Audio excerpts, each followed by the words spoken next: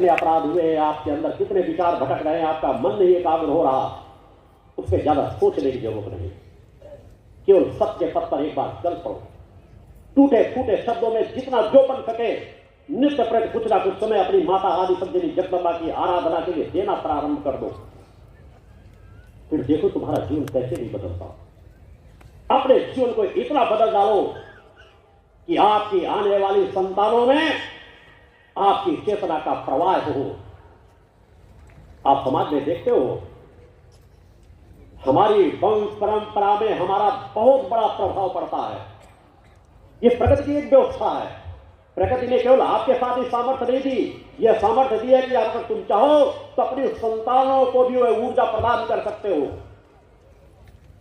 किसी के परिवार के माता पिता का कोई बेटा बेटी जन्म लेती है तो आप देखते हो उनका वैसा ही स्वरूप लगभग माता पिता से मिलता जुलता होता है।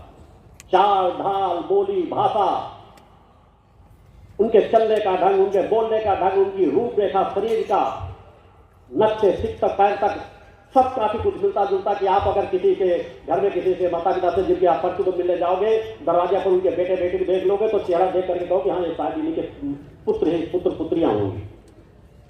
जब हमारे शरीर का इतना ज्यादा प्रभाव हमारे पुत्र पुत्रियों में पड़ता है तो जरा सोचो उनके आंतरिक चेतना पे हमारे विचारों का कितना व्यापक प्रभाव पड़ता होगा। तो क्या हमें सजग नहीं हो जाना चाहिए कि हम स्वयं सत्य का सानिध्य प्राप्त करें, सात्विकता पवित्रता का जीवन जिए, ऐसा स्वयं जीवन जिए कि हम दूषित जीवन जिएंगे, हम पतन के मार्ग पर चलेंगे, हम भ्रष्टाचारी बनेंगे, हम नशे का सेवन करेंगे, हम मांसाहार करेंगे, तो हमारी चेतना तरंगे बच्चों को भी पतन के मार्ग पर ले जाएंगी। क्योंकि वो कोशिकाएं, वो सेल उनके अंदर स्थापित होंगे।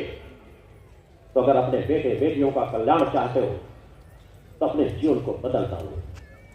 नित्य माता आदि सज्जनी जगदम्बा की कुछ क्षण आराधना भक्ति करो। कैसे नहीं बदलेगा?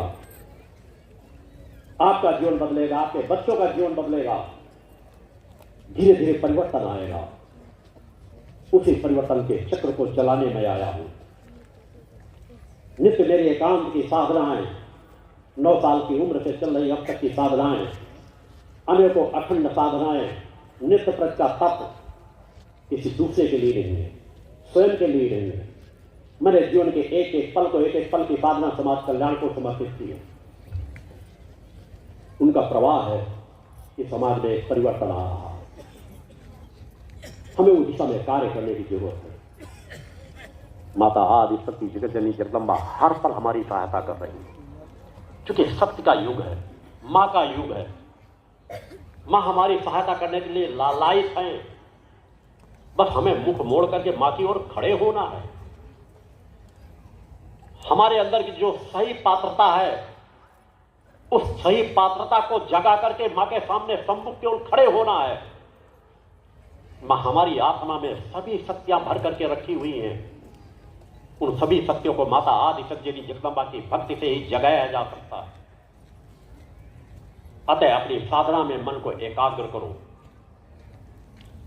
भौतिकतावाद की संपदा से कहीं हट करके आध्यात्मिक संपदा के लिए लालायित रहो। वह विचार शक्ति लेकर के चलो, परिवर्तन आएगा।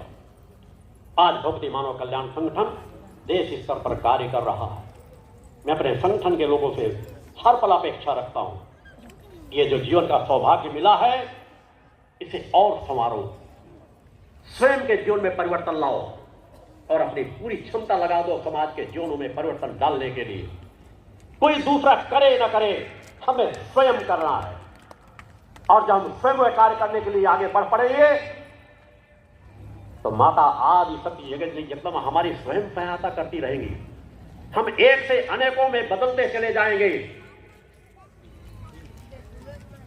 लोग पारसमणि के लिए लालायित होते हैं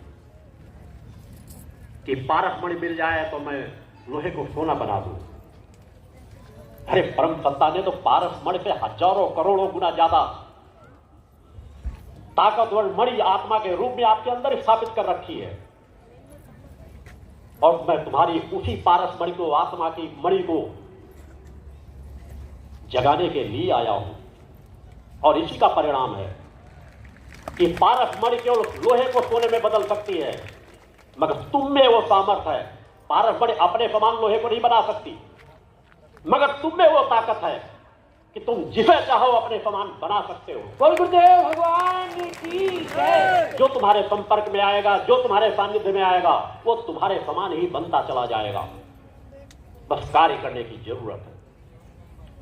हर प्रदेशों में प्रयास करने की जरूरत है। अपने अपने स्तर पर प्रयास करो। छत्तीसगढ़ में भी बहुत कुछ कार्य करने की जरूरत है।